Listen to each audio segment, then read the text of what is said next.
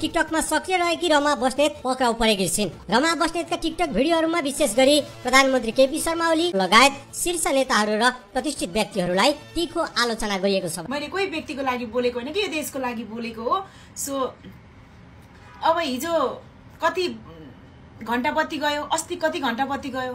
कुलमान घिसिङ यति राम्रो व्यक्ति, जनताले चुनिएको र जनतालाई एकदमै धेरै मन जितेर अग्रपन्थीमा आएको व्यक्तिलाई उसको म्याद उसको अवधि पनि नपुगिकन बीचमै उसलाई हटाएर उसको आफन्त मान्छे राख्यो होइन त, उसको सालो राख्यो होइन त।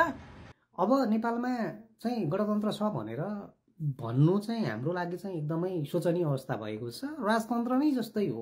एउटा मान्छेले स्वतन्त्र रूपमा आफ्नो विचार व्यक्त गर्न नसक्ने होइन, कसैप्रति चाहिँ कुरा गर्न नसक्ने, असन्तुष्टि प्रकट गर्न नसक्ने अवस्था भइसकेको छ होइन। बडो दुःख लाग्दो घटनाहरू नेपालमा हुन थालिसकेको अवस्था। मजा लागिरहेको होला नि उखानेको गुखानेहरूलाई होइन। अनि अझै पनि नेकपा एमाले जिन्दाबाद भन्न त छोडेको छैनौ नि कमेन्ट सेक्सनमा आएर।